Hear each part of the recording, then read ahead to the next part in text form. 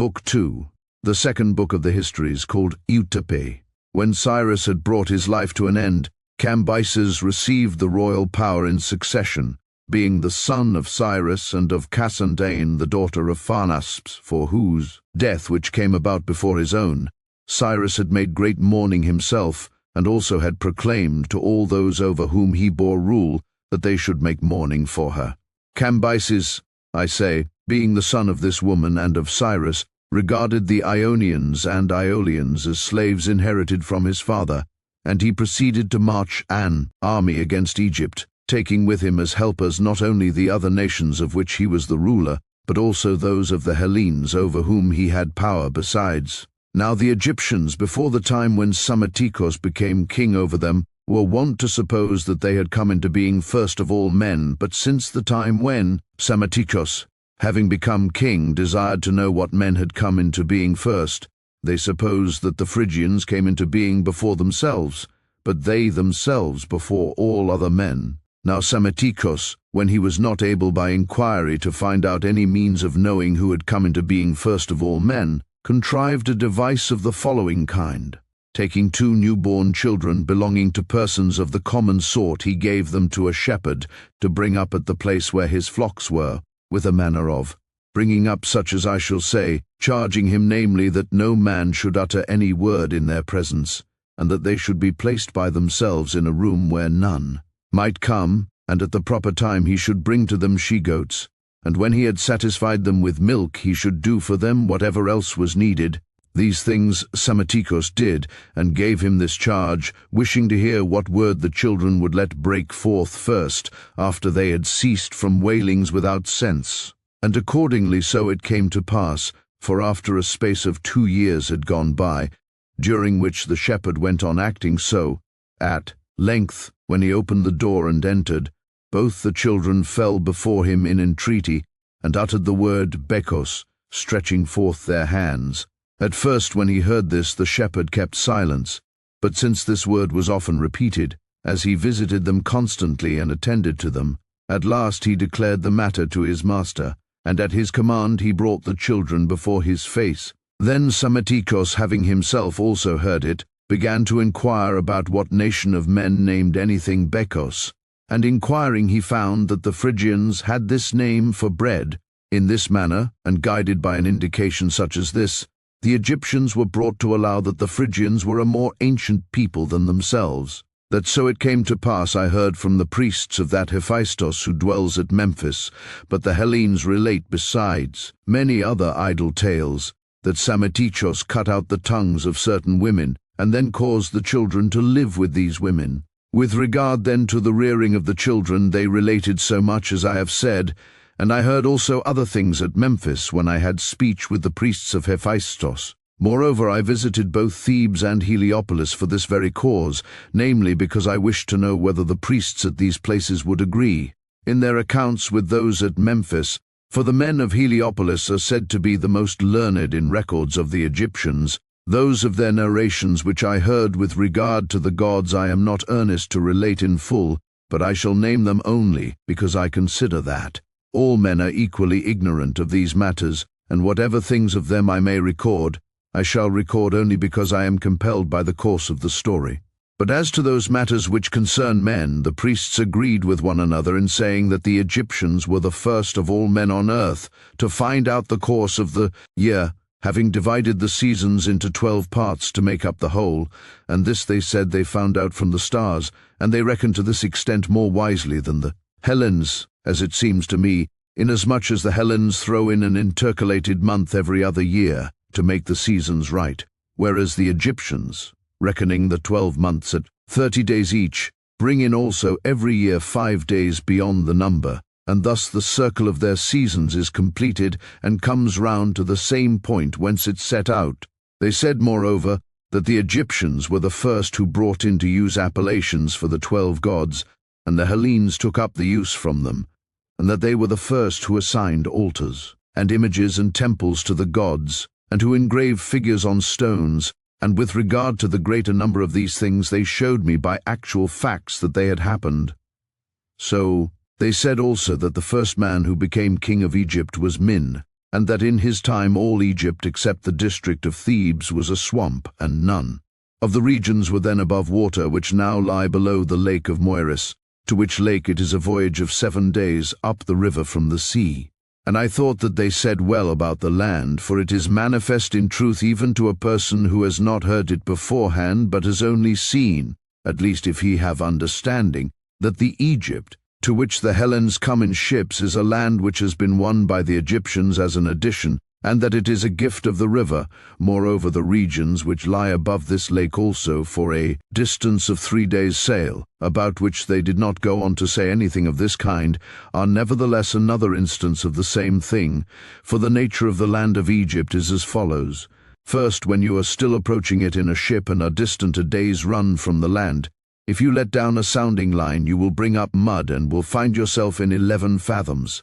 This then so far shows that there is a silting forward of the land. Then secondly, as to Egypt itself, the extent of it along the sea is 60 shoins, according to our definition of Egypt, as extending from the Gulf of Plinthine to the Sabonian lake, along which stretches Mount Casion. From this lake then the 60 shoins are reckoned, for those of men who are poor in land have their country measured by fathoms, those who are less poor by furlongs, those who have much land by parasangs, and those who have land in very great abundance by shoins. Now the parasang is equal to 30 furlongs, and each scoin, which is an Egyptian measure, is equal to 60 furlongs. So there would be an extent of 3,600 furlongs for the coast land of Egypt. From thence, and as far as Heliopolis inland, Egypt is broad, and the land is all flat, and without springs of water, and formed of mud, and the road as one goes inland from the sea to Heliopolis is about the same in length as that which leads from the altar of the 12 gods at Athens to Pisa,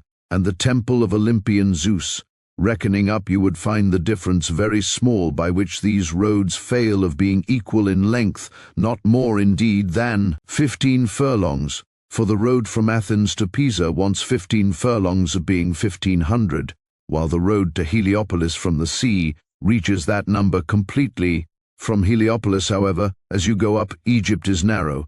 for on the one side a mountain range belonging to Arabia stretches along by the side of it, going in a direction from north towards the midday, and the south wind, tending upwards without a break to that which is called the Erythraean Sea, in which range are the stone quarries which were used in cutting stone for the pyramids at Memphis. On this side then the mountain ends where I have said, and then takes a turn back, and where it is widest, as I was informed. It is a journey of 2 months across from east to west, and the borders of it which turn towards the east are said to produce frankincense. Such then is the nature of this mountain range, and on the side of Egypt towards Libya another range extends, rocky and enveloped in sand. In this are the pyramids, and it runs in the same direction as those parts of the Arabian mountains which go towards the midday. So then, I say, from Heliopolis the land has no longer a great extent so far as it belongs to Egypt, and for about 4 days' sail up the river Egypt properly so called is narrow,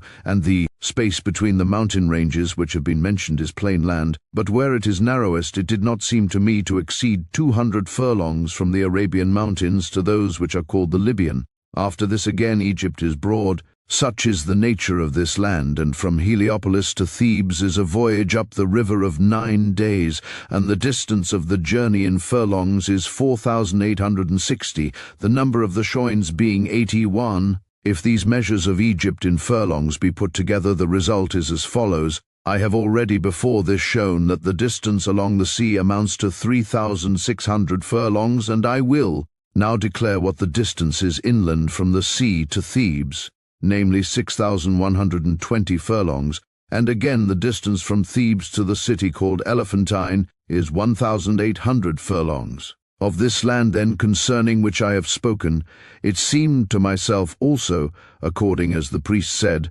that the greater part had been won as an addition by the Egyptians, for it was evident to me that the space between the aforesaid mountain ranges, which lie above the city of Memphis, once was a gulf of the sea, like the regions about Ilion and Teuthrania and Ephesos, and the plain of the Maeander, if it be permitted to compare small things with great, and small these are in comparison, for Of the rivers which heaped up the soil in those regions, none is worthy to be compared in volume with a single one of the mouths of the Nile, which has 5 mouths. Moreover, there are other rivers also, not in size at all equal to the Nile, which have performed great feats, of which I can mention the names, of several, and especially the Achelous, which flowing through Acarnania, and so issuing out into the sea, has already made half of the Echinades from islands into mainland. Now there is in the land of Arabia, not far from Egypt, a gulf of the sea running in from that which is called the Erythraean Sea, very long and narrow,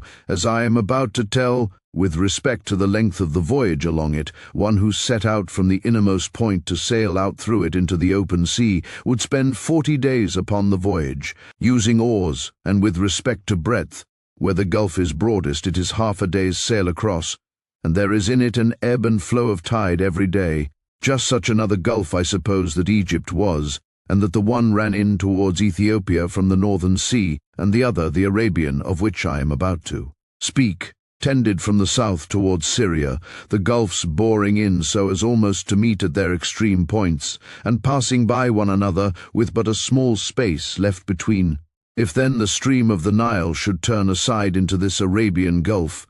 what would hinder that gulf from being filled up with silt as the river continued to flow, at all events within a period of 20,000 years? Indeed, for my part, I am of opinion that it would be filled up even within 10,000 years. How then, in all the time that has elapsed before I came into being, should not a gulf be filled up even of much greater size than this by a river so great and so active? As regards Egypt, then, I both believe those who say that things are so, and for myself also I am strongly of opinion that they are so, because I have observed that Egypt runs out into the sea further than the adjoining land, and that shells are found upon the mountains of it, and an efflorescence of salt forms upon the surface, so that even the pyramids are being eaten away by it. And moreover, that of all the mountains of Egypt, the range which lies above Memphis is the only one which has sand, besides which I notice that Egypt resembles neither the land of Arabia, which borders upon it, nor Libya, nor yet Syria, for they are Syrians who dwell in the parts of Arabia lying along the sea,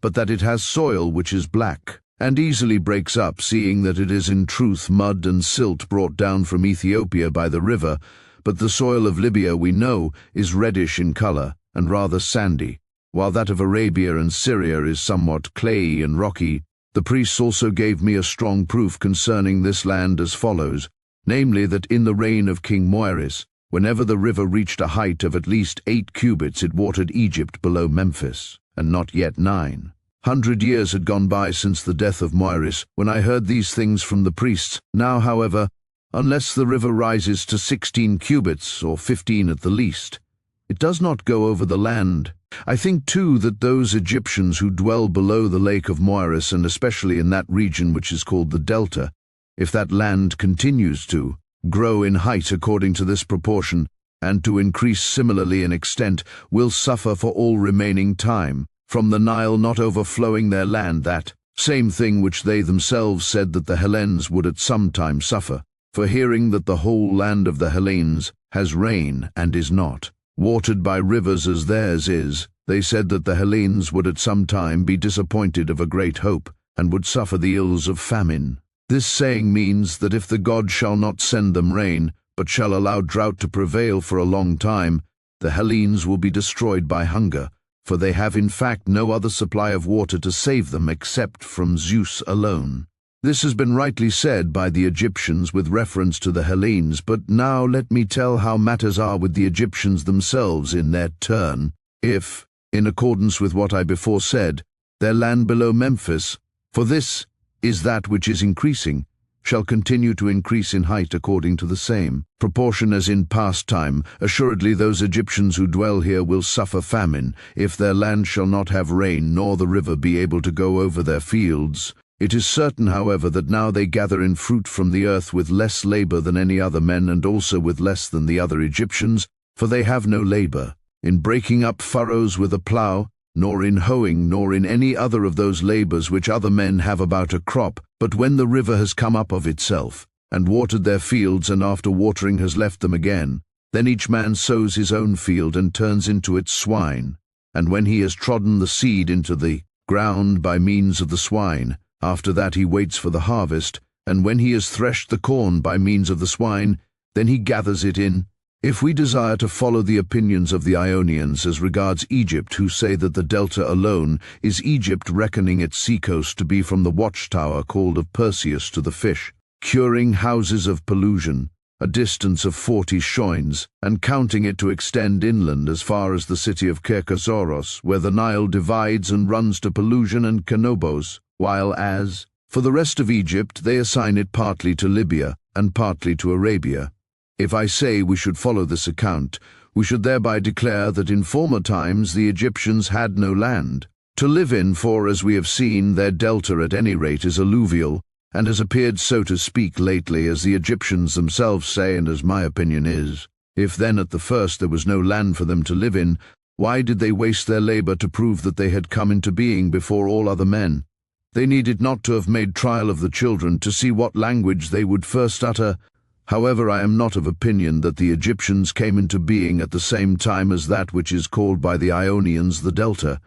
but that they existed always ever since the human race came into being, and that as their land advanced forwards, many of them were left in their first abodes, and many came down gradually to the lower parts. At least it is certain that in old times Thebes had the name of Egypt, and of this the circumference measures 6,120 furlongs. If then we judge aright of these matters, the opinion of the Ionians about Egypt is not sound, but if the judgment of the Ionians is right, I declare that neither the Hellenes nor the Ionians themselves know how to reckon, since they say that the whole earth is made up of 3 divisions, Europe, Asia, and Libya, for they ought to count in addition to these the delta of Egypt, since it belongs neither to Asia nor to Libya, for at least it cannot be the river Nile by this reckoning which divides Asia from Libya, but the Nile is cleft at the point of this delta so as to flow round it, and the result is that this land would come between Asia and Libya. We dismiss then the opinion of the Ionians, and express a judgment of our own in this matter also, that Egypt is all that land which is inhabited by Egyptians, just as Cilicia is that which is inhabited by Cilicians, and Assyria that which is inhabited by Assyrians, and we know of no boundary, properly speaking, between Asia and Libya except the borders of Egypt. If, however, we shall adopt the opinion which is commonly held by the Hellenes, we shall suppose that the whole of Egypt, beginning from the cataract and the city of Elephantine, is divided into 2 parts, and that it thus partakes of both the names, since one side will thus belong to Libya and the other to Asia. For the Nile from the cataract onwards flows to the sea, cutting Egypt through the midst,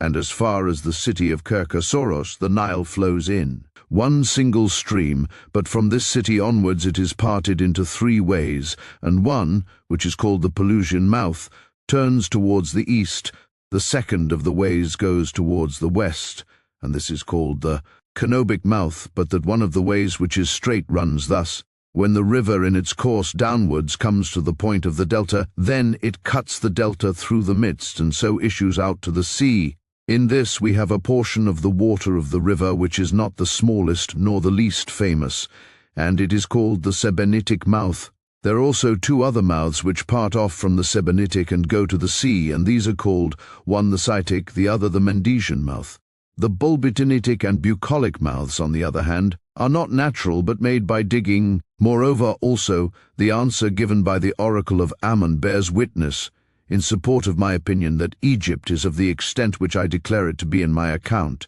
and of this answer I heard after I had formed my own opinion about Egypt. For those of the city of Marea and of Apis, dwelling in the parts of Egypt which border on Libya, being of opinion themselves that they were Libyans and not Egyptians, and also being burdened by the rules of religious service, because they desired not to be debarred from the use of cow's flesh, sent to Ammon, saying that they had naught in common with the Egyptians, for they dwelt outside the delta and agreed with them in nothing. And they said they desired that it might be lawful for them to eat everything without distinction. The god, however, did not permit them to do so, but said that that land which was Egypt, which the Nile came over and watered, and that those were Egyptians who, dwelling below the city of Elephantine, drank of that river. Thus it was answered to them by the oracle about this: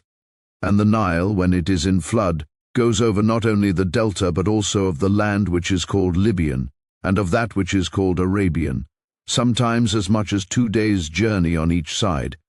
and at times even more than this, or at times less. As regards the nature of the river, neither from the priests nor yet from any other man was I able to obtain any knowledge, and I was desirous especially to learn from them about these matters, namely why the Nile comes down increasing in volume from the summer solstice onwards for 100 days, and then, when it has reached the number of these days, turns and goes back, failing in its stream, so that through the whole winter season it continues to be low, and until the summer solstice returns. Of none of these things was I able to receive any account from the Egyptians, when I inquired of them what power the Nile has, whereby it is of a nature opposite to that of other rivers. And I made inquiry, desiring to know both this which I say, and also why, unlike all other rivers, it does not give rise to any breezes blowing from it. However, some of the Hellenes who desired to gain distinction for cleverness have given an account of this water in 3 different ways.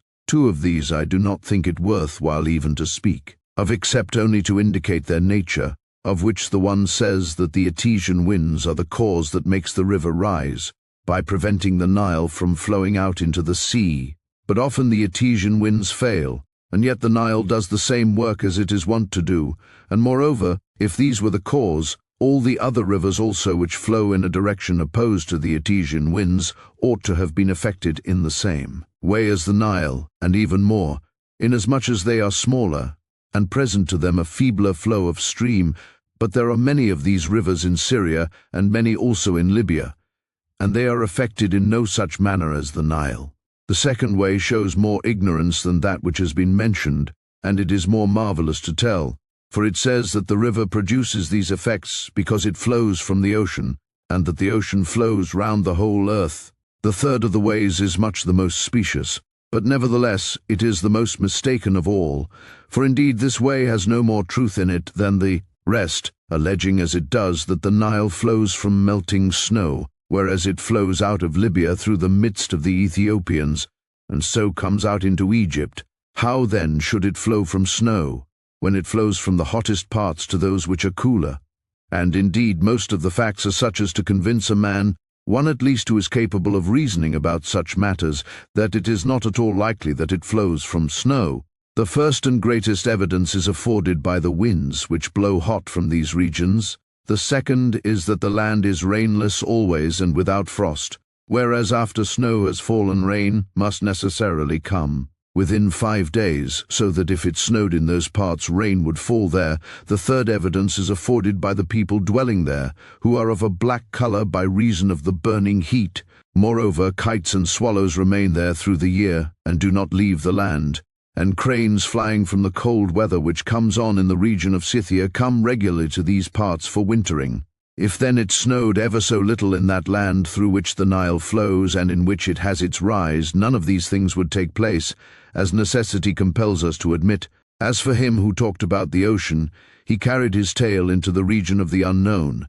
and so he need not be refuted, since I, for my part, know of no river-ocean existing. But I think that Homer, or one of the poets who were before him, invented the name and introduced it into his verse. If, however, after I have found fault with the opinions proposed, I am bound to declare an opinion of my own about the matters which are in doubt, I will tell what to my mind is the reason why the Nile increases in the summer. In the winter season, the sun, being driven away from his former path through the heaven by the stormy winds, comes to the upper parts of Libya. If one would set forth the matter in the shortest way, all has now been said, for whatever region this god approaches most and stands directly above, this it may reasonably be supposed is most in want of water, and its native streams of rivers are dried up most. However, to set it forth at greater length, thus it is, the sun passing in his course by the upper parts of Libya,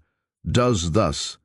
That is to say, since at all times the air in those parts is clear, and the country is warm, because there are no cold winds. In passing through it the sun does, just as he was wont to do in the summer, when going through the midst of the heaven, that is, he draws to himself the water, and having drawn it he drives it away to the upper parts of the country, and the winds take it up and scattering, it abroad melted into rain, so it is natural that the winds which blow from this region, namely the south and southwest winds, should be much the most rainy of all the winds. I think, however, that the sun does not send away from himself all the water of the Nile of each year, but that he also lets some remain behind with himself. Then when the winter becomes milder, the sun returns back again to the midst of the heaven, and from that time onwards he draws equally from all rivers, but in the meanwhile they flow in large volume, since water of rain mingles with them in great quantity, because their country receives rain then, and is filled with torrent streams. In summer, however, they are weak, since not only the showers of rain fail then, but also they are drawn by the sun. The Nile, however, alone of all rivers, not having rain and being drawn by the sun, naturally flows during this time of winter in much less than its proper volume, that is much less than in summer, for then it is drawn equally with all the other waters, but in winter it bears the burden alone. Thus I suppose the sun to be the cause of these things. He is also the cause, in my opinion, that the air in these parts is dry, since he makes it so by scorching up his path through the heaven. Thus summer prevails always in the upper parts of Libya. If, however, the station of the seasons had been changed, and where now in the heaven are placed the north wind and winter, there was the station of the south wind and of the midday, and where now is placed the south wind, there was the north, if this had been so, the sun being driven from the midst of the heaven by the winter, and the north wind would go to the upper parts of Europe, just as now he comes to the upper parts of Libya, and passing in his course throughout the whole of Europe, I suppose that he would do to the Ister that which he now works upon the Nile. As to the breeze, why none blows from the river, my opinion is that from very hot places it is not natural that anything should blow, and that a breeze is wont to blow from something cold. Let these matters then be as they are and as they were at the first, but as to the sources of the Nile, not one either of the Egyptians or of the Libyans or of the Hellenes who came to speech with me professed to know anything, except the scribe of the sacred treasury of Athene at the city of Sais in Egypt. To me, however, this man seemed not to be speaking seriously when he said that he had certain knowledge of it, and he said as follows, namely that there were 2 mountains of which the tops ran up to a sharp point, situated between the city of Syene, which is in the district of Thebes, and Elephantine. And the names of the mountains were, of the one Crophi and of the other Mophi. From the middle between these 2 mountains flowed, he said, the sources of the Nile, which were fathomless in depth, and half of the water flowed to Egypt and towards the north wind, the other half to Ethiopia and the south wind. As for the fathomless depth of the source, he said that Psammetichos, king of Egypt, came to a trial of this matter, for he had a rope twisted of many thousands of fathoms and let it down in this place, and it found no bottom. By this the scribe, if this which he told me was really as he said, gave me to understand that there were certain strong eddies there, and a backward flow, and that since the water dashed against the mountains, therefore the sounding line could not come to any bottom when it was let down. From no other person was I able to learn anything about this matter, but for the rest I learnt so much as here follows by the most diligent inquiry, for I went myself as an eye-witness as far as the city of Elephantine, and from that point onwards I gathered knowledge by report. From the city of Elephantine, as one goes up the river, there is country which slopes steeply, so that here one must attach ropes to the vessel on both sides, as one fastens an ox, and so make one's way onward, and if the rope break, the vessel is gone at once, carried away by the violence of the stream. Through this country it is a voyage of about 4 days in length, and in this part the Nile is winding like the river Maeander, and the distance amounts to 12 shoins which one must traverse in this manner. Then you will come to a level plain in which the Nile flows round an island named Tachompso. Now in the regions above Elephantine there dwell Ethiopians at once succeeding, who also occupy half of the island, and Egyptians the other half. Adjoining this island there is a great lake, round which dwell Ethiopian nomad tribes, and when you have sailed through this you will come to the stream of the Nile again, which flows into this lake. After this you will disembark and make a journey by land of 40 days, for in the Nile sharp rocks stand forth out of the water, and there are many reefs, by which it is not possible for a vessel to pass. Then after having passed through this country in the 40 days which I have said, You will embark again in another vessel and sail for 12 days, and after this you will come to a great city called Meroe. This city is said to be the mother city of all the other Ethiopians, and they who dwell in it reverence of the gods Zeus and Dionysus alone, and these they greatly honor, and they have an oracle of Zeus established, and make warlike marches whensoever this god commands them by prophesyings, and to whatsoever place he commands. Sailing from this city you will come to the deserters in another period of time, equal to that in which you came from Elephantine to the mother city of the Ethiopians. Now the name of these deserters is Asmach, and this word signifies, when translated into the tongue of the Hellenes, those who stand on the left hand of the king. These were 240,000 Egyptians of the warrior class, who revolted and went over to the Ethiopians for the following cause. In the reign of Psammetichos, garrisons were set, one towards the Ethiopians at the city of Elephantine, another towards the Arabians and Assyrians, at Daphne of Pelusium, and another towards Libya at Marea. And even in my own time the garrisons of the Persians too are ordered in the same manner as these were in the reign of Psammetichos, for both at Elephantine and at Daphne the Persians have outposts. The Egyptians then of whom I speak had served as outposts for 3 years, and no one relieved them from their guard. Accordingly they took counsel together, and adopting a common plan, they all in a body revolted from Psammetichos and set out for Ethiopia. Hearing this, Psammetichos set forth in pursuit, and when he came up with them he entreated them much, and endeavored to persuade them not to desert the gods of their country and their children and wives, upon which it is said that one of them pointed to his privy member, and said that wherever this was, there would they have both children and wives. When these came to Ethiopia, they gave themselves over to the king of the Ethiopians, and he rewarded them as follows. There were certain of the Ethiopians who had come to be at variance with him, and he bade them drive these out and dwell in their land. So, since these men settled in the land of the Ethiopians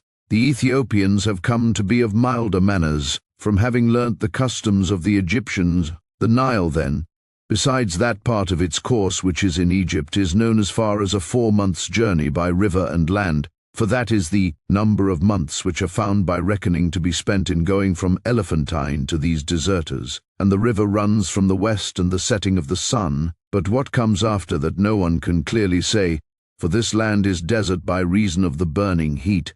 Thus much, however, I heard from men of Cyrene, who told me that they had been to the oracle of Ammon, and had come to speech with Euterpe, king of the Ammonians. And it happened that, after speaking of other matters, they fell to discourse about the Nile, and how no one knew the sources of it. And Euterpe said that once there had come to him men of the Nasamonians.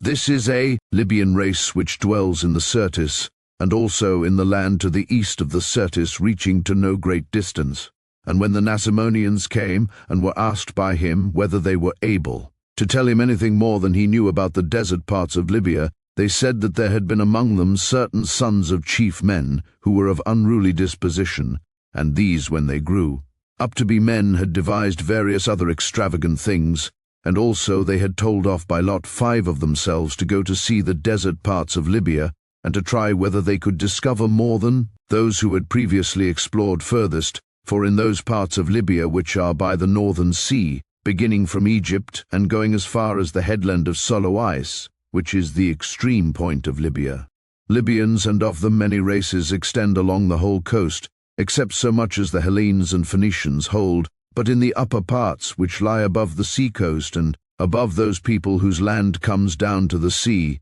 Libya is full of wild beasts, and in the parts above the land of wild beasts it is full of sand,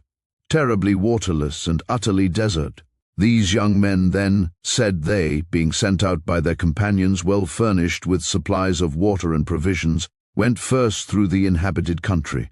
And after they had passed through this, they came to the country of wild beasts, and after this they passed through the desert, making their journey towards the west wind, and having passed through a great tract of sand in many days, they saw at last trees growing in a level place, and having come up to them, they were beginning to pluck the fruit which was upon the trees, but as they began to pluck it, there came upon them small men, of less stature than men of the common size, and these seized them and carried them away, and neither could the Nasamonians understand anything of their speech, nor could those who were carrying them off understand anything of the speech of the Nasamonians, and they led them, so it was said, through very great swamps, and after passing through these they came to a city in which all the men were in size like those who carried them off, and in color of skin black. And by the city ran a great river, which ran from the west towards the sun rising, and in it were seen crocodiles. Of the account given by Euterpe,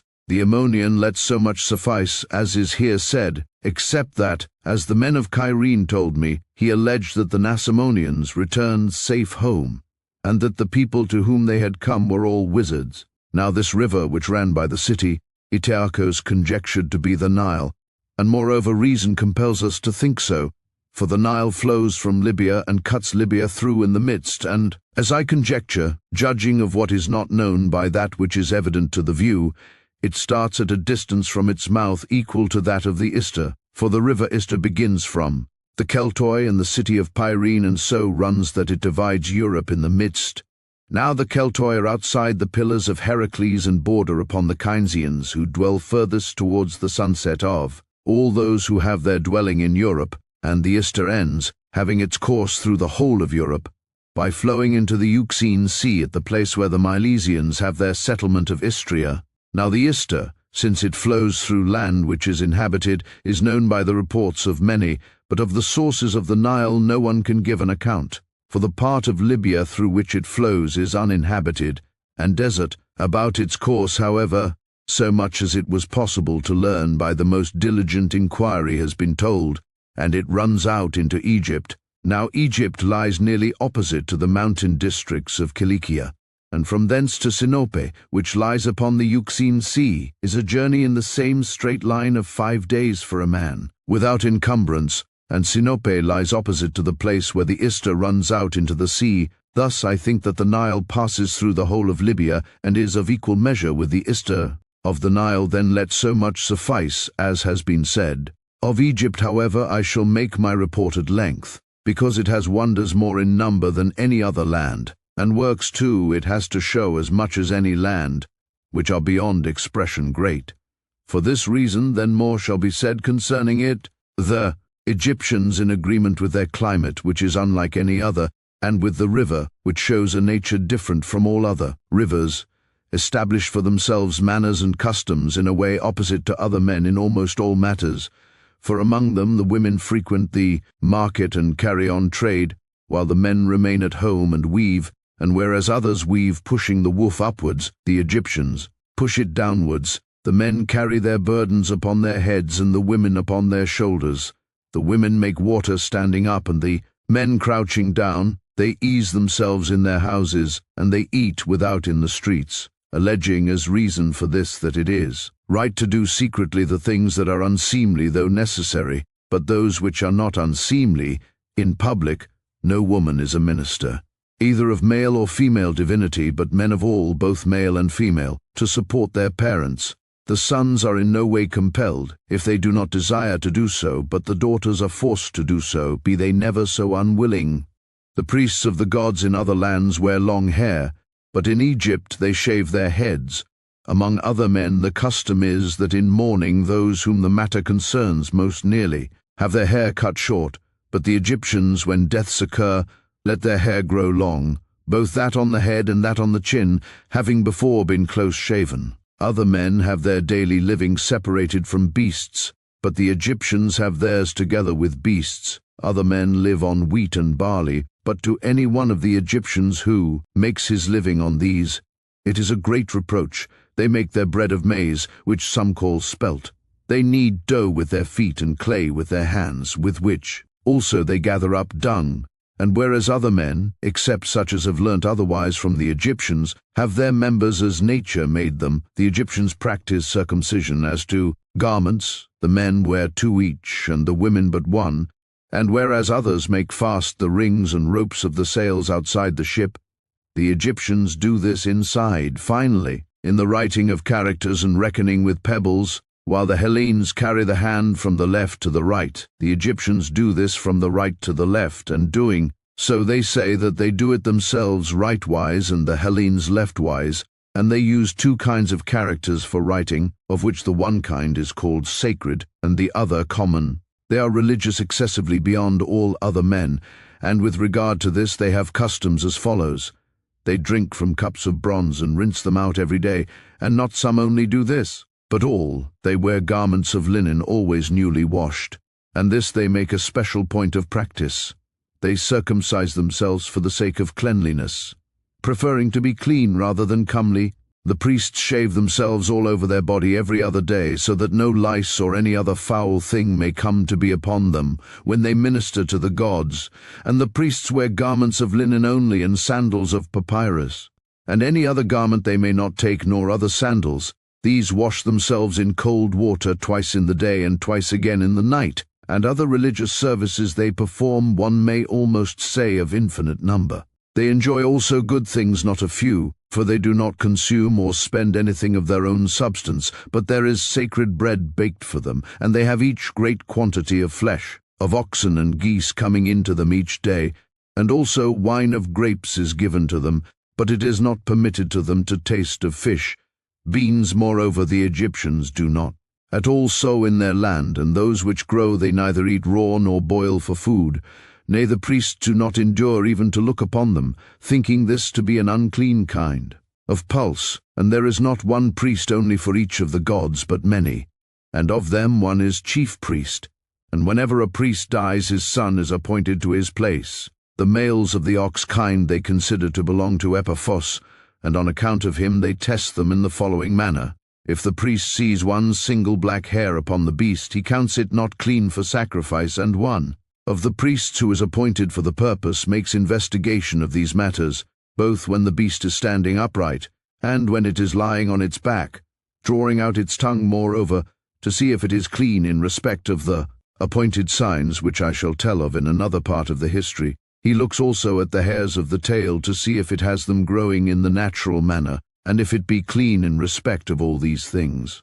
He marks it with a piece of papyrus, rolling this round the horns, and then when he has plastered sealing earth over it, he sets upon it the seal of his signet ring, and after that they take the animal away. But for one who sacrifices a beast not sealed, the penalty appointed is death. In this way then the beast is tested, and their appointed manner of sacrifice is as follows. They lead the sealed beast to the altar, where they happen to be sacrificing, and then kindle a fire after that.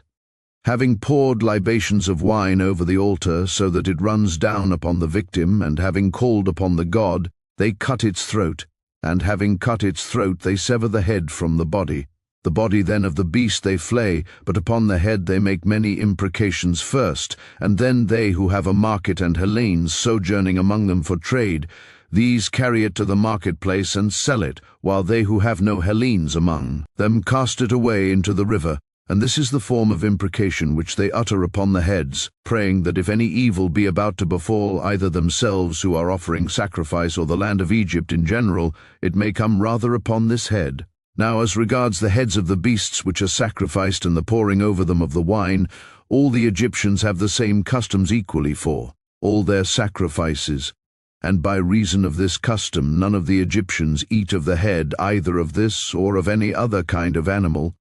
But the manner of disemboweling the victims and of burning them is appointed among them differently for different sacrifices. I shall speak, however, of the sacrifices to that goddess whom they regard as the greatest of all, and to whom they celebrate the greatest feast. When they have flayed the bullock and made imprecation, they take out the whole of its lower entrails, but leave in the body the upper entrails and the fat, and they sever from it the legs and the end of the loin and the shoulders and the neck, and this done, they fill the rest of the body of the animal with consecrated loaves and honey and raisins and figs and frankincense and myrrh and every other kind of spices, and having filled it with these they offer it, pouring over it great abundance of oil. They make their sacrifice after fasting, and while the offerings are being burnt, they all beat themselves for mourning, and when they have finished beating themselves they set forth as a feast that which they left unburnt of the sacrifice. The clean males then of the ox kind, both full-grown animals and calves,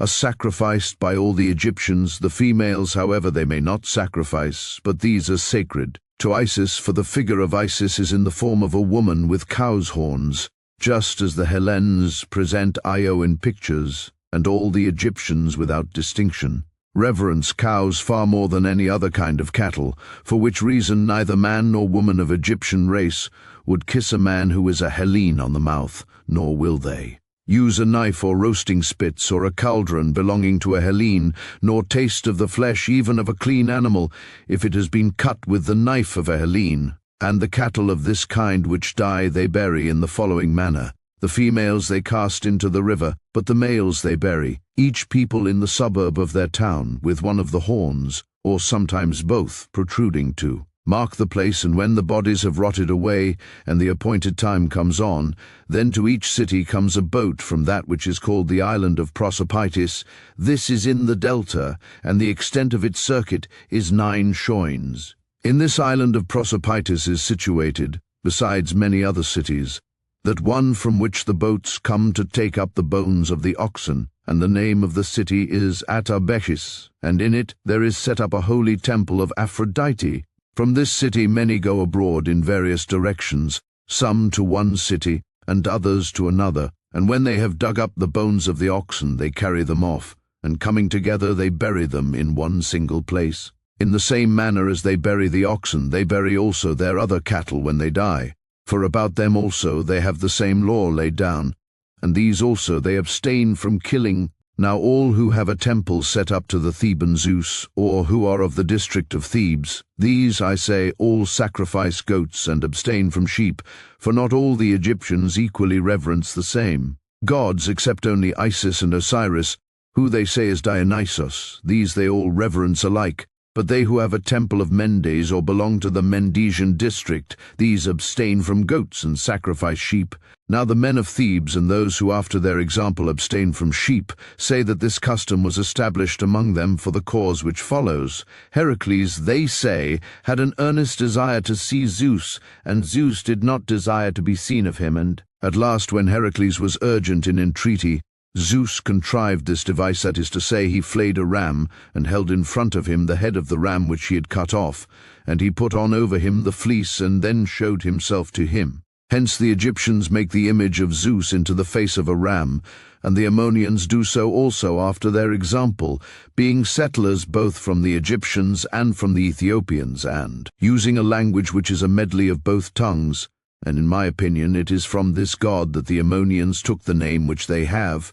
For the Egyptians call Zeus Ammon. The Thebans then do not sacrifice rams, but hold them sacred for this reason. On one day, however, in the year, on the feast of Zeus, they cut up in the same manner and flay one single ram and cover with its skin the image of Zeus, and then they bring up to it another image of Heracles. This done, all who are in the temple beat themselves in lamentation for the ram, and then they bury it in a sacred tomb. About Heracles I heard the account given that he was of the number of the 12 gods, but of the other Heracles whom the Hellenes know I was not able to hear in any part of Egypt, and moreover to prove that the Egyptians did not take the name of Heracles from the Hellenes, but rather the Hellenes from the Egyptians, that is to say, those of the Hellenes who gave the name Heracles to the son of Amphitryon. Of that, I say, besides many other evidences, there is chiefly this,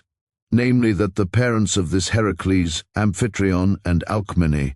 were both of Egypt by descent, and also that the Egyptians say that they do not know the names either of Poseidon or of the Dioscuri, nor have these been accepted by them as gods among the other gods, whereas if they had received from the Hellenes the name of any divinity, they would naturally have preserved the memory of these, most of all, assuming that in those times as now some of the Hellenes were wont to make voyages, and were seafaring folk, as, I suppose, and as my judgment compels me to think, so that the Egyptians would have learnt the names of these gods even more than that of Heracles. In fact, however, Heracles is a very ancient Egyptian god, and, as they say themselves, it is 17,000 years to the beginning of the reign of Amasis, from the time when the 12 gods, of whom they count that Heracles is one, were begotten of the 8 gods. I, moreover, desiring to know something certain of these matters so far as might be, made a voyage also to Tyre of Phoenicia,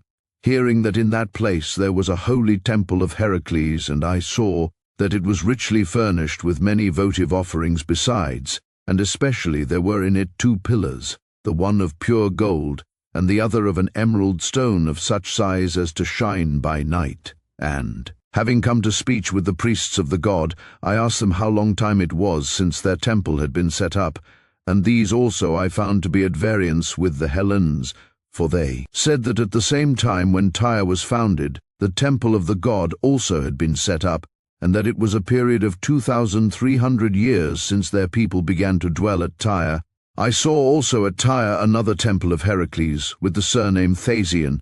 and I came to Thasos also, and there I found a temple of Heracles set up by the Phoenicians, who had sailed out to seek for Euterpe and had colonized Thasos, and these things happened full 5 generations of men before Heracles the son of Amphitryon was born in Hellas. So then my inquiries show clearly that Heracles is an ancient god, and those of the Hellenes seem to me to act most rightly who have 2 temples of Heracles set up, and who sacrifice to the one as an immortal god and with the title Olympian, and make offerings of the dead to the other as a hero. Moreover, besides many other stories which the Hellenes tell without due consideration, this tale is especially foolish which they tell about Heracles, namely that when he came to Egypt, the Egyptians put on him wreaths and led him forth in procession to sacrifice him to Zeus, and he for some time kept quiet. But when they were beginning the sacrifice of him at the altar, he betook himself to prowess and slew them all. I, for my part, am of opinion that the Hellenes, when they tell this tale, are altogether without knowledge of the nature and customs of the Egyptians. For how should they, for whom it is not lawful to sacrifice even beasts except swine and the males of oxen and calves, such of them as are clean, and geese, how should these sacrifice human beings? Besides this, how is it in nature possible that Heracles, being one person only and moreover a man as they assert, should slay many myriads? Having said so much of these matters, we pray that we may have grace from both the gods and the heroes for our speech. Now the reason why those of the Egyptians whom I have mentioned do not sacrifice goats, female or male, is this. The Mendesians count Pan to be one of the 8 gods. Now these 8 gods, they say, came into being before the 12 gods, and the painters and image makers represent in painting and in sculpture the figure of Pan, just as the Hellenes do with goat's face and legs, not supposing him to be really like this, but to resemble the other gods. The cause, however, why they represent him in this form, I prefer not to say. The Mendesians then reverence all goats and the males more than the females, and the goatherds too have greater honor than other herdsmen, but of the goats one especially is reverenced, and when he dies there is great mourning in all the Mendesian district, and both the goat and Pan are called in the Egyptian tongue Mendes. Moreover, in my lifetime there happened in that district this marvel, that is to say, a he-goat had intercourse with a woman publicly, and this was so done that all men might have evidence of it. The pig is accounted by the Egyptians an abominable animal, and first, if any of them in passing by touch a pig, he goes into the river and dips himself forthwith in the water together with his garments, and then 2 swineherds, though they be native Egyptians, unlike all others, do not enter any of the temples in Egypt, nor is anyone willing to give his daughter in marriage to one of them, or to take a wife from among them, but the swineherds both give in marriage to one another, and take from one another. Now to the other gods the Egyptians do not think it right to sacrifice swine, but to the moon and to Dionysos alone at the same time, and on the same full moon they sacrifice swine, and then eat their flesh, and as to the reason why, when they abominate swine at all their other feasts, they sacrifice them at this. There is a story told by the Egyptians, and this story I know, but it is not a seemly one for me to tell. Now the sacrifice of the swine to the moon is performed as follows. When the priest has slain the victim, he puts together the end of the tail, and the spleen and the caul, and covers them up with the whole of the fat of the animal which is about the paunch, and then he offers them with fire. And the rest of the flesh they eat on that day of full moon upon which they have held the sacrifice, but on any day after this they will not taste of it. The poor, however, among them, by reason of the scantiness of their means, shape pigs of dough, and having baked them they offer these as a sacrifice. Then for Dionysos on the eve of the festival, each one kills a pig by cutting its throat before his own doors, and after that he gives the pig to the swineherd who sold it to him, to carry away again, and the rest of the feast of Dionysos is celebrated by the Egyptians in the same way as by the Hellenes in almost all things except choral dances, but instead of the pharaohs they have invented another contrivance, namely figures of about a cubit in height worked by strings, which women carry about the villages, with the privy member made to move and not much less in size than the rest of the body, and a flute goes before and they follow singing the praises of Dionysos. As to the reason why the figure has this member larger than is natural and moves it, though it moves no other part of the body, about this there is a sacred story told. Now I think that Melampus, the son of Amithion, was not without knowledge of these rites of sacrifice, but was acquainted with them, for Melampus is he who first set forth to the Hellenes the name of Dionysos, and the manner of sacrifice and the procession of the pharaohs. Strictly speaking, indeed, he, when he made it known, did not take in the whole, but those wise men who came after him made it known more at large. Melampus then is he who taught of the pharaohs which is carried in procession for Dionysos, and from him the Hellenes learnt to do that which they do. I say then that Melampus, being a man of ability, contrived for himself an art of divination, and having learnt from Egypt he taught the Hellenes many things, and among them those that concern Dionysos, making changes in some few points of them. For I shall not say that that which is done in worship of the god in Egypt came accidentally to be the same with that which is done among the Hellenes, for then these rites would have been in character with the Hellenic worship and not lately brought in. Nor certainly shall I say that the Egyptians took from the Hellenes either this or any other customary observance, but I think it most probable that Melampus learnt the matters concerning Dionysos from Cadmos the Tyrian, and from those who came with him from Phoenicia to the land which we now call Boeotia. Moreover, the naming of almost all the gods has come to Hellas from Egypt, for that it has come from the barbarians I find by inquiry is true, and I am of opinion that most probably it has come from Egypt, because, except in the case of Poseidon and the Dioskuroi, in accordance with that which I have said before, and also of Hera and Hestia and Themis and the Charites and Nereids, the Egyptians have had the names of all the other gods in their country for all time. What I say here is that which the Egyptians think themselves, but as for the gods whose names they profess that they do not know, these I think received their naming from the Pelasgians, except Poseidon. But about this god the Hellenes learnt from the Libyans, for no people except the Libyans have had the name of Poseidon from the first, and have paid honor to this god always. Nor, it may be added, have the Egyptians any custom of worshipping heroes. These observances then, and others besides these which I shall mention, the Hellenes have adopted from the Egyptians, but to make, as they do, the images of Hermes with the pharaohs, they have learnt not from the Egyptians but from the Pelasgians,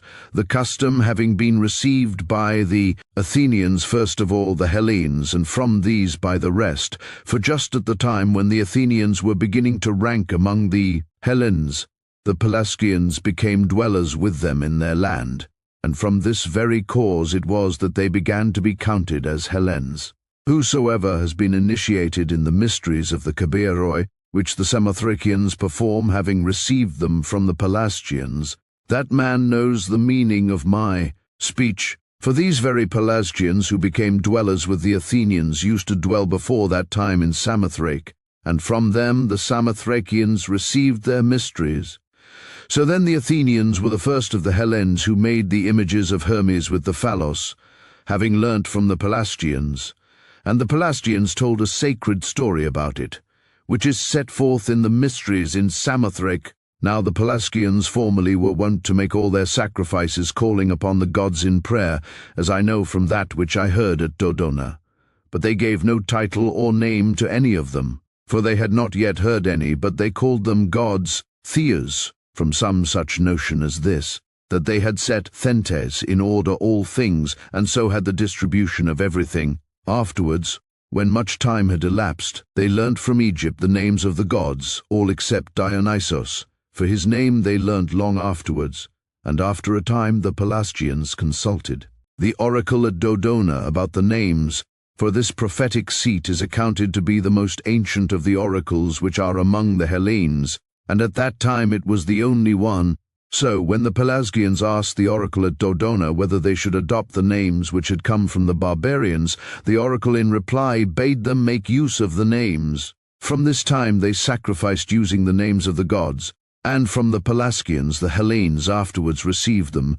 But whence the several gods had their birth, or whether they all were from the beginning, and of what form they are, they did not learn till yesterday, as it were, or the day before, for Hesiod and Homer, I suppose, were 400 years before my time, and not more, and these are they who made a theogony for the Hellenes, and gave the titles to the gods, and distributed to them honors and arts, and set forth their forms. But the poets who are said to have been before these men were really, in my opinion, after them. Of these things the first are said by the priestesses of Dodona, and the latter things, those namely which have regard to Hesiod and Homer, by myself. As regards the oracles, both that among the Hellenes and that in Libya, the Egyptians tell the following tale. The priests of the Theban Zeus told me that 2 women in the service of the temple had been carried away from Thebes by Phoenicians, and that they had heard that one of them had been sold to go into Libya, and the other to the Hellenes, and these women, they said, were they who first founded the prophetic seats among the nations which have been named. And when I inquired whence they knew so perfectly of this tale which they told, they said in reply that a great search had been made by the priests after these women, and that they had not been able to find them, but they had heard afterwards this tale about them which they were telling. This I heard from the priests at Thebes, and what follows is said by the prophetesses of Dodona. They say that 2 black doves flew from Thebes to Egypt, and came one of them to Libya and the other to their land. And this latter settled upon an oak tree and spoke with human voice, saying that it was necessary that a prophetic seat of Zeus should be established in that place, and they supposed that that was of the gods which was announced to them, and made one accordingly. And the dove which went away to the Libyans, they say, bade the Libyans to make an oracle of Ammon, and this also is of Zeus. The priestesses of Dodona told me these things, of whom the eldest was named Promenea, the next after her Timarete,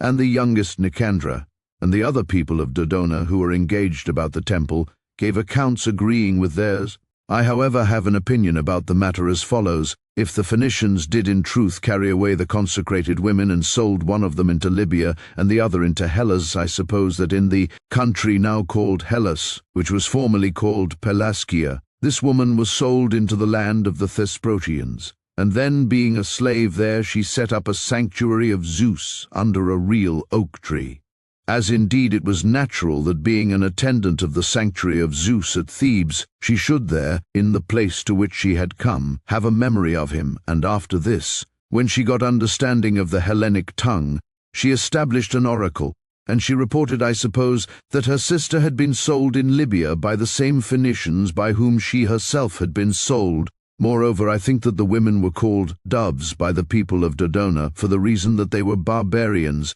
and because it seemed to them that they uttered voice like birds. But after a time, they say, the dove spoke with human voice. That is when the woman began to speak, so that they could understand. But so long as she spoke a barbarian tongue, she seemed to them to be uttering voice like a bird. For had it been really a dove, how could it speak with human voice? And in saying that the dove was black, they indicate that the woman was Egyptian. The ways of delivering oracles, too, at Thebes in Egypt and at Dodona closely resemble one another, as it happens, and also the method of divination by victims has come from Egypt. Moreover, it is true also that the Egyptians were the first of men who made solemn assemblies and processions and approaches to the temples, and from them the Hellenes have learnt them, and my evidence for this is that the Egyptian celebrations of these have been held from a very ancient time, whereas the Hellenic were introduced but lately. The Egyptians hold their solemn assemblies not once in the year but often, especially and with the greatest zeal and devotion at the city of Bubastis for Artemis, and next at Busiris for Isis, for in this last named city there is a very great temple of Isis, and this city stands in the middle of the delta of Egypt. Now Isis is in the tongue of the Hellenes Demeter. Thirdly, they have a solemn assembly at the city of Sais for Athene.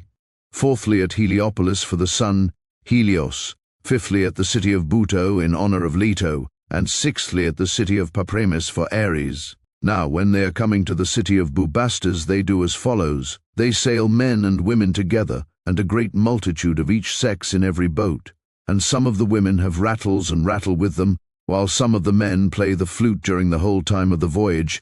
and the rest, both women. And men sing and clap their hands, and when as they sail they come opposite to any city on the way they bring the boat to land. And some of the women continue to do as I have said. Others cry aloud and jeer at the women in that city. Some dance and some stand up and pull up their garments. This they do by every city along the river bank. And when they come to Bubastes they hold festivals celebrating great sacrifices, and more wine of grapes is consumed upon that festival than during the whole of the rest of the year. To this place, so say the natives, they come together year by year, even to the number of 70 myriads of men and women, besides children. Thus it is done here, and how they celebrate the festival in honor of Isis at the city of Busiris has been told by me before, for, as I said, they beat themselves in mourning after the sacrifice, all of them, both men and women, very many myriads of people, but for whom they beat themselves it is not permitted to me by religion to say,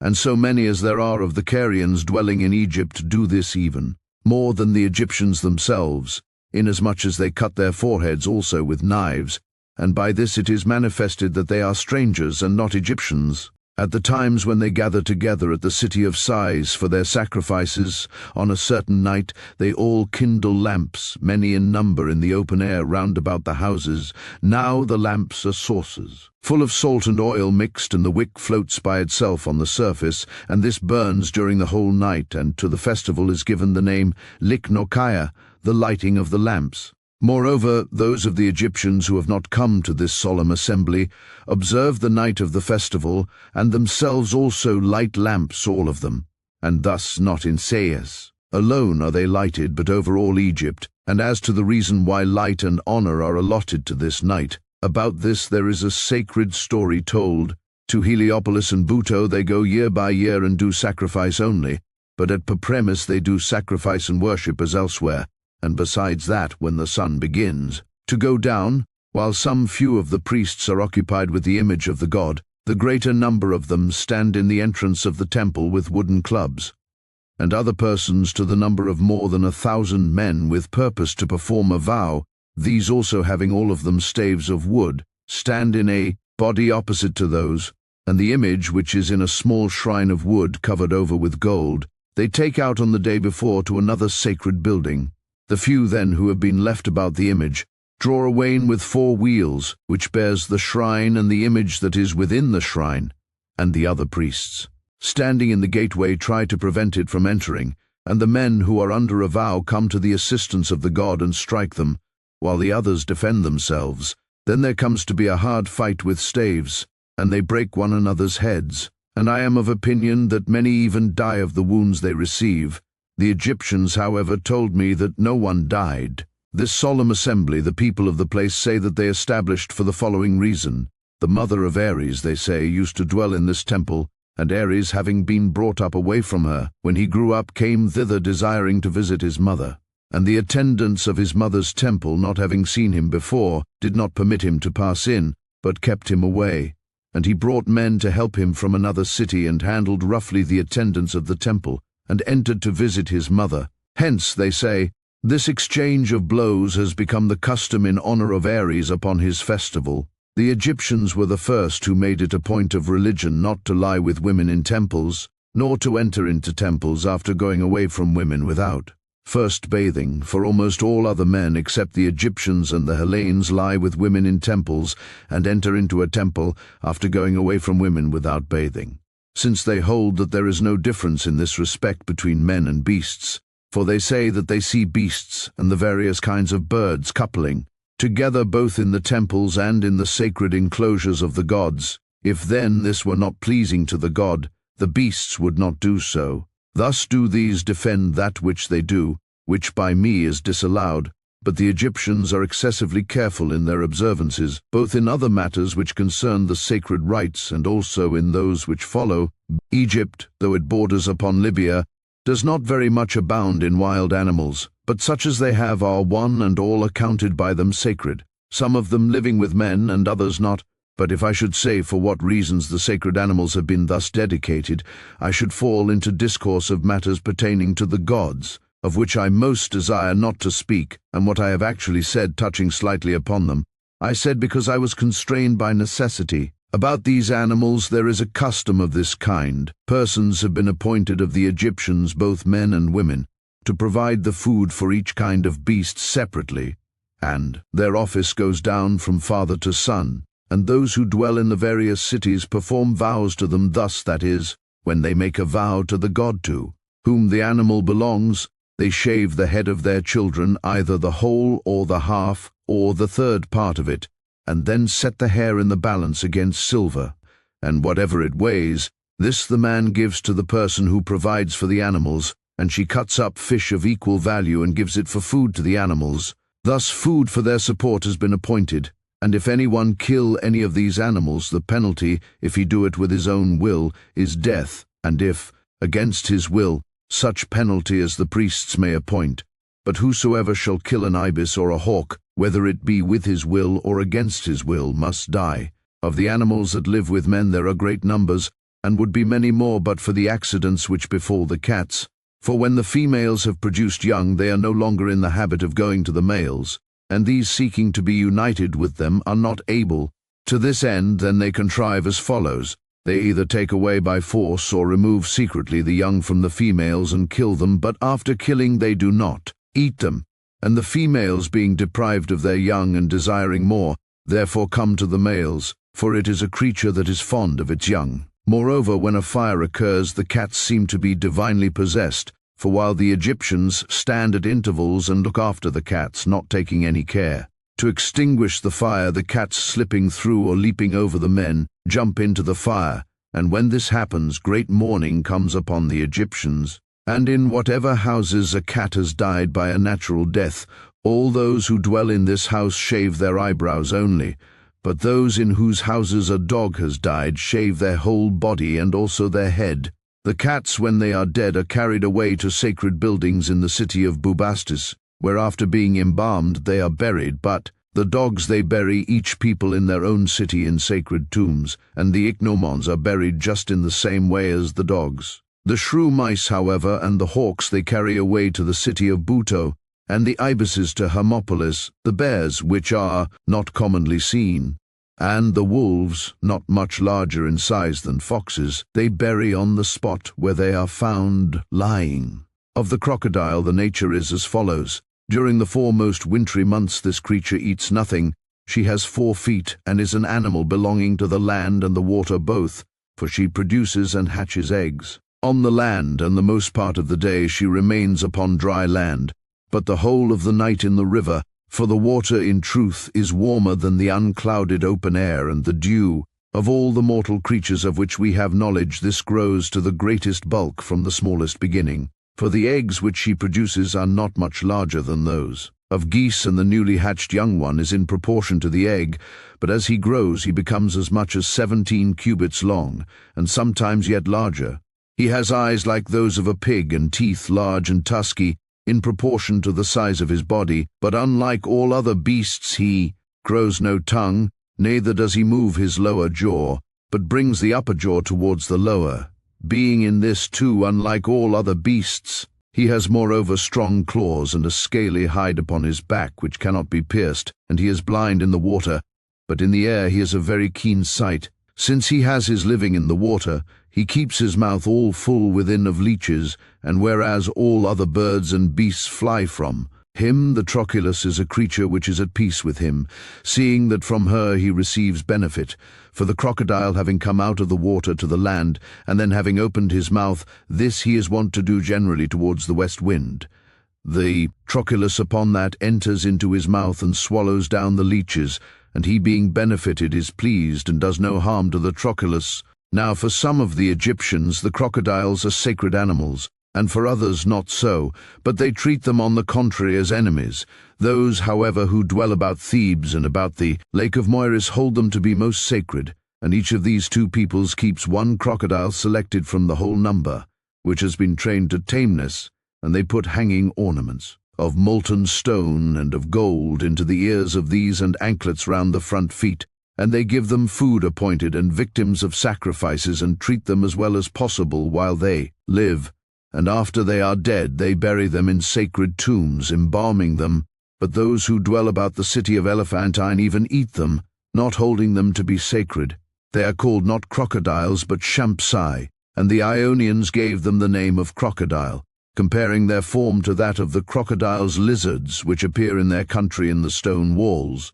There are many ways in use of catching them, and of various kinds.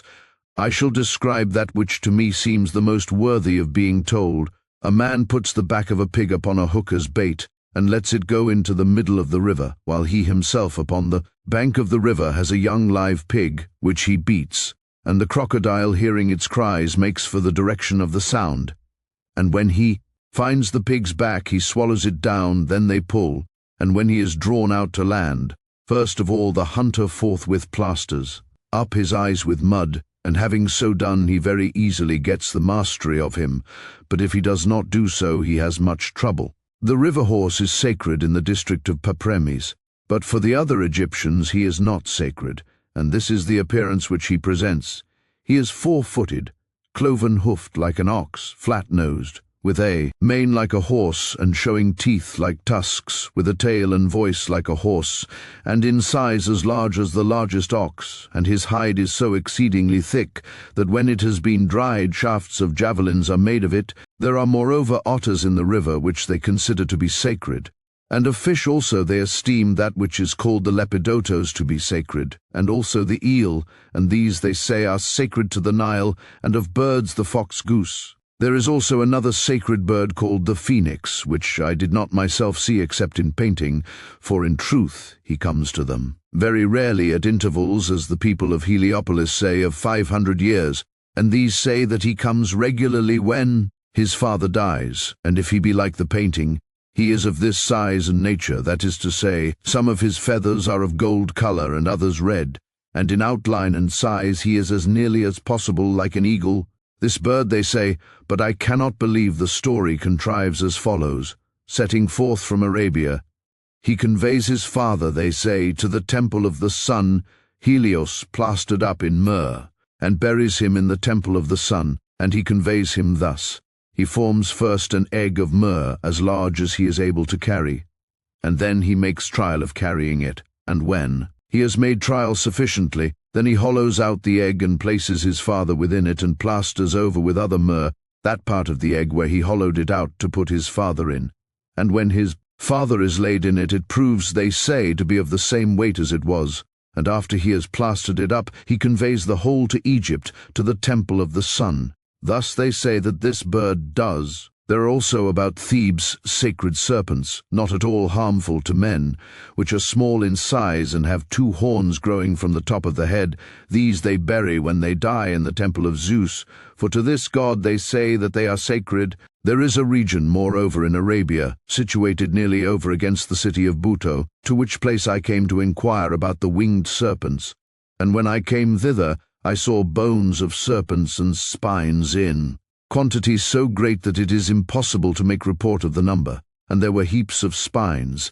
some heaps large and others less large and others smaller still than these, and these heaps were many in number. This region in which the spines are scattered upon the ground is of the nature of an entrance from a narrow mountain pass to a great plain, which plain adjoins the plain of Egypt, and the story goes that at the beginning of spring winged serpents from Arabia fly towards Egypt, and the birds called ibises meet them at the entrance to this country, and do not suffer the serpents to go by, but kill them. On account of this deed it is, say the Arabians, that the ibis has come to be greatly honored by the Egyptians, and the Egyptians also agree that it is for this reason that they honor these birds. The outward form of the ibis is this. It is a deep black all over, and has legs like those of a crane, and a very curved beak, and in size it is about equal to a rail. This is the appearance of the black kind which fight with the serpents, but of those which most crowd round men's feet, for there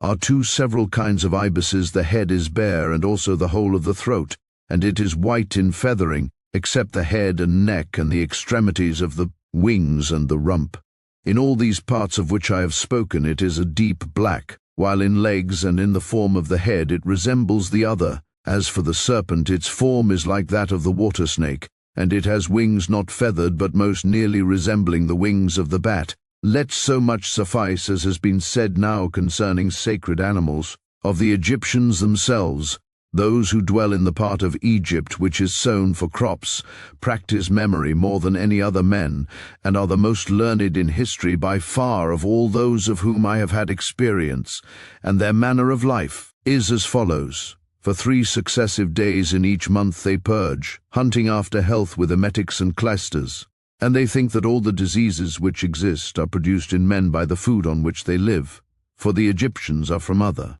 causes also the most healthy of all men next after the Libyans, in my opinion on account of the seasons, because the seasons do not change, for by the changes of things generally, and especially of the seasons, diseases are most apt to be produced in men. And as to their diet, it is as follows. They eat bread, making loaves of maize, which they call chylestis, and they use habitually a wine made out of barley, for vines they have not in their land. Of their fish some they dry in the sun, and then eat them without cooking. Others they eat cured in brine. Of birds they eat quails and ducks and small birds without cooking, after first curing them, and everything else which they have belonging to the class of birds or fishes, except such as have been set apart by them as sacred, they eat roasted or boiled. In the entertainments of the rich among them, when they have finished eating, a man bears round a wooden figure of a dead body in a coffin, made as like the reality as may be,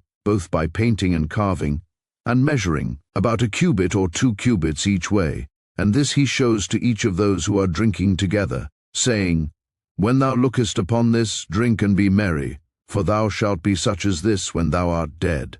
Thus they do at their carousals. The customs which they practice are derived from their fathers, and they do not acquire others in addition. But besides other customary things among them which are worthy of mention, they have one song,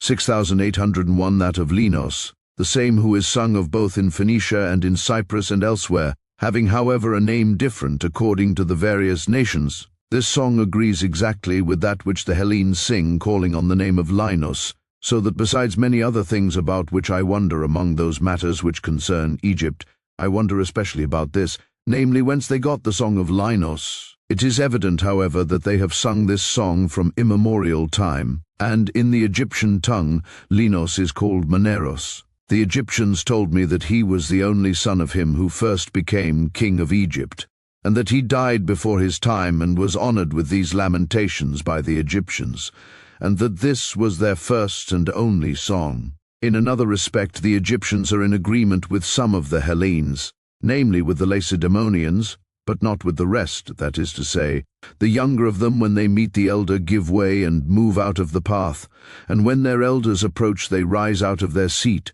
In this which follows, however, they are not in agreement with any of the Hellenes. Instead of addressing one another in the roads, they do reverence, lowering their hand down to their knee. They wear tunics of linen about their legs with fringes, which they call calasiris. Above these they have garments of white wool thrown over. Woolen garments, however, are not taken into the temples, nor are they buried with them, for this is not permitted by religion. In these points they are in agreement with the observances called Orphic and Bacchic, which are really Egyptian, and also with those of the Pythagoreans, for one who takes part in these mysteries is also forbidden by religious rule to be buried in woolen garments, and about this there is a sacred story told. Besides these things, the Egyptians have found out also to what god each month and each day belongs, and what fortunes a man will meet with who is born on any particular day,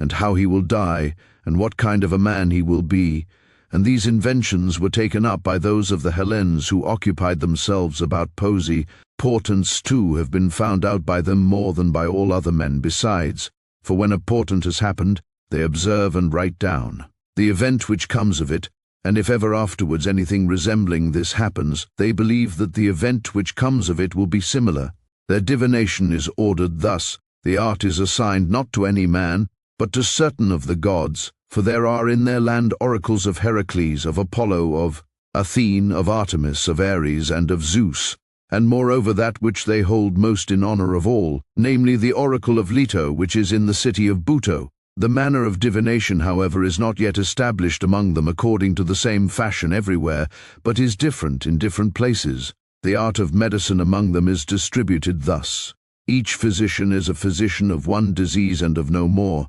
and the whole country is full of physicians, for some profess themselves to be physicians of the eyes, others of the head, others of the teeth, others of the affections of the stomach, and others of the more obscure ailments. Their fashions of mourning and of burial are these. Whenever any household has lost a man who is of any regard amongst them, the whole number of women of that house forthwith plaster over their heads or even their faces with mud. Then, leaving the corpse within the house, they go themselves to and fro about the city and beat themselves, with their garments bound up by a girdle and their breasts exposed, and with them go all the women who are related to the dead man, and on the other side the men beat themselves, they too having their garments bound up by a girdle, and when they have done this, they then convey the body to the embalming. In this occupation certain persons employ themselves regularly, and inherit this as a craft. These, whenever a corpse is conveyed to them, show to those who brought it wooden models of corpses made like reality by painting, and the best of the ways of embalming, they say, is that of him whose name I think it impiety to mention when speaking of a matter of such a kind. The second which they show is less good than this, and also less expensive, and the third is the least expensive of all. Having told them about this, they inquire of them in which way they desire the corpse of their friend to be prepared. Then they, after they have agreed for a certain price, depart out of the way, and the others being left behind in the buildings embalm according to the best of these ways thus. First, with a crooked iron tool they draw out the brain through the nostrils, extracting it partly thus and partly by pouring in drugs, and after this with a sharp stone of Ethiopia they make a cut along the side and take out the whole contents of the belly,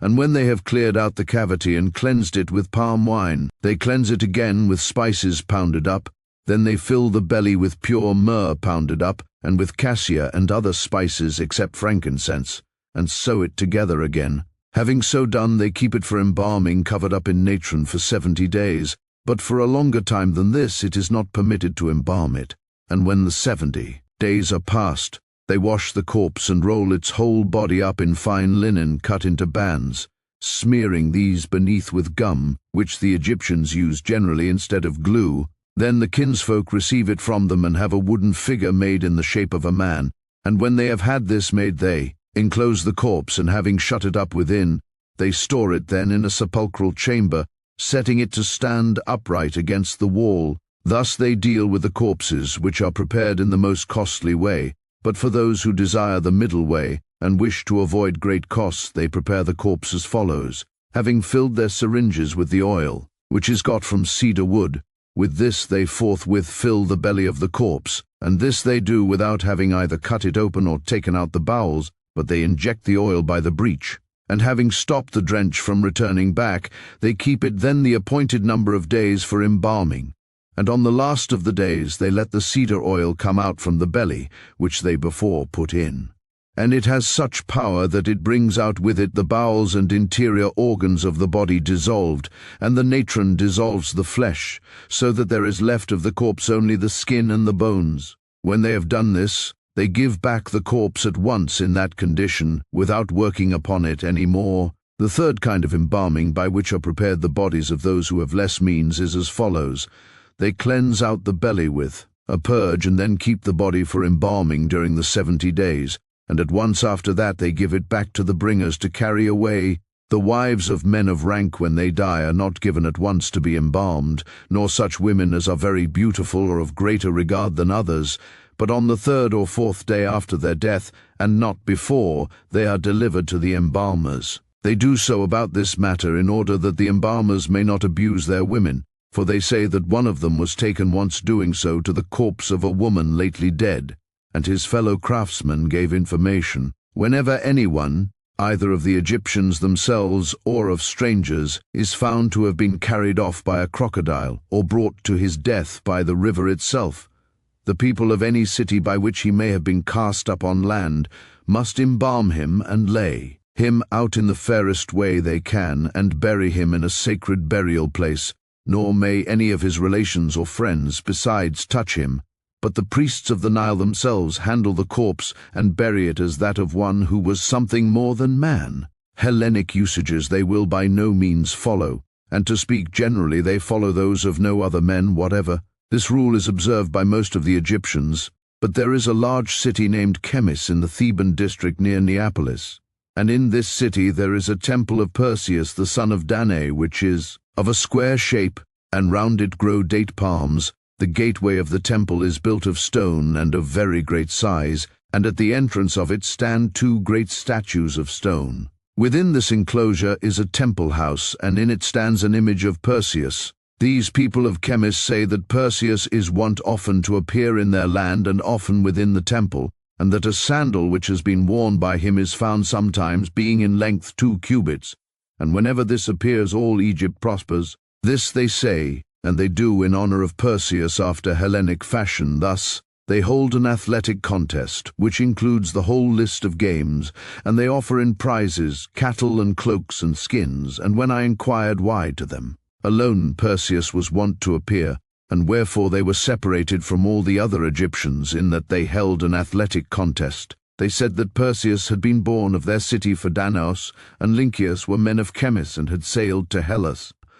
And from them they traced a descent and came down to Perseus, and they told me that he had come to Egypt for the reason which the Hellenes also say, namely to bring from Libya the Gorgon's head, and had then visited them also and recognized all his kinsfolk. And they said that he had well learnt the name of Chemis before he came to Egypt, since he had heard it from his mother, and that they celebrated an athletic contest for him by his own command. All these are customs practiced by the Egyptians who dwell above the fens, and those who are settled in the fenland have the same customs for the most part as the other Egyptians, both in other matters and also in that they live each with one wife only, as do the Hellenes, but for economy in respect of food they have invented these things besides. When the river has become full, and the plains have been flooded, there grow in the water great numbers of lilies, which the Egyptians call lotos. These they cut with a sickle and dry in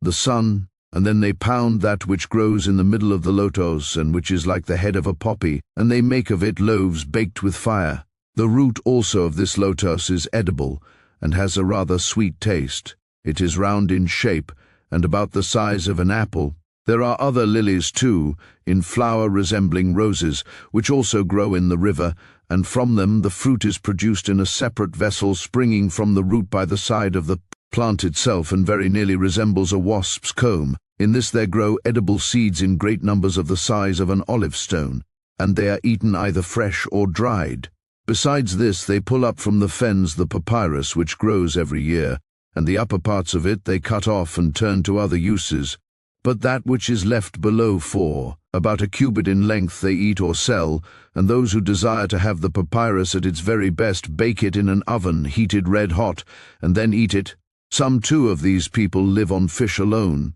which they dry in the sun after having caught them and taken out the entrails, and then when they are dry they use them for food. Fish which swim in shoals are not much produced in the rivers, but are bred in the lakes, and they do as follows. When there comes upon them the desire to breed, they swim out in shoals towards the sea, and the males lead the way, shedding forth their milt as they go, while the females, coming after and swallowing it up, from it become impregnated, and when they have become full of young in the sea they swim up back again, each shoal to its own haunts. The same, however, no longer lead the way as before, but the lead comes now to the females, and they leading the way in shoals do just as the males did. That is to say, they shed forth their eggs by a few grains at a time, and the males coming after swallow them up.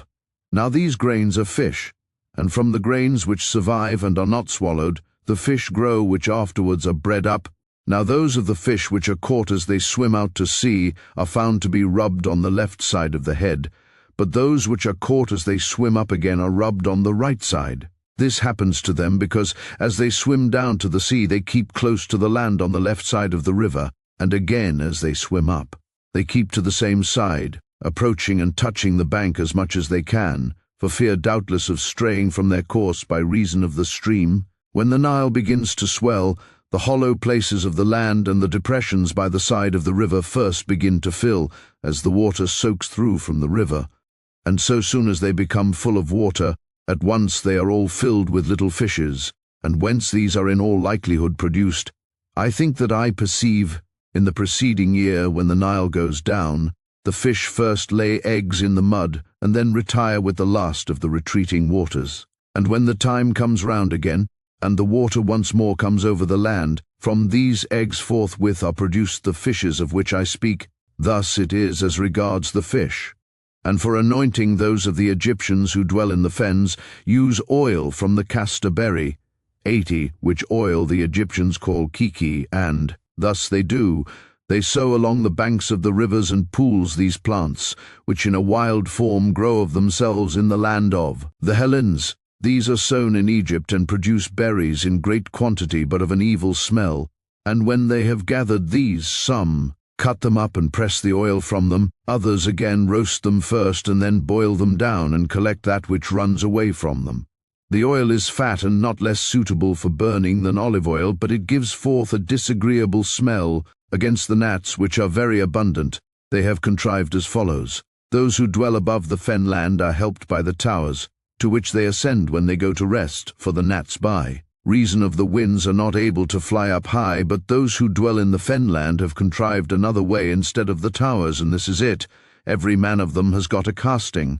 net, with which by day he catches fish, but in the night he uses it for this purpose. That is to say, he puts the casting net round about the bed in which he sleeps, and then creeps in under it and goes to sleep, and the gnats, if he sleeps rolled up in a garment or a linen sheet, bite through these, but through the net they do not even attempt to bite. Their boats with which they carry cargoes are made of the thorny acacia, of which the form is very like that of the Kyrenian lotos, and that which exudes from it is gum. From this tree they cut pieces of wood about 2 cubits in length, and arrange them like bricks, fastening the boat together by running a great number of long bolts through the 2-cubit pieces, and when they have thus fastened the boat together, they lay cross pieces over the top, using no ribs for the sides, and within they caulk the seams with papyrus. They make one steering oar for it, which is passed through the bottom of the boat, and they have a mast of acacia and sails of papyrus.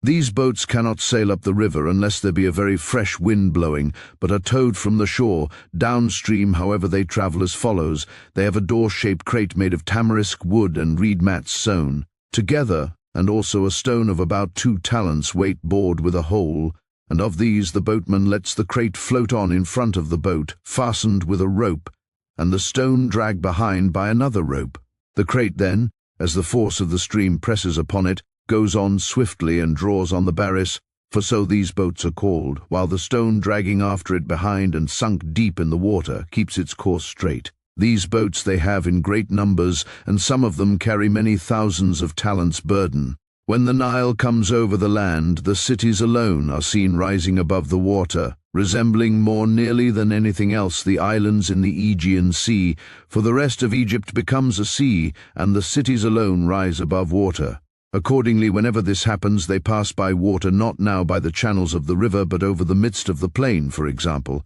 As one sails up from Naucratis to Memphis, the passage is then close by the pyramids, whereas the usual passage is not the same even here, but goes by the point of the delta and the city of Kerkasoros, while if you sail over the plain to Naucratis from the sea, and from Canobos, you will go by Anthilla, and the city called after Archander. Of these Anthilla is a city of note, and is especially assigned to the wife of him who reigns over Egypt, to supply her with sandals.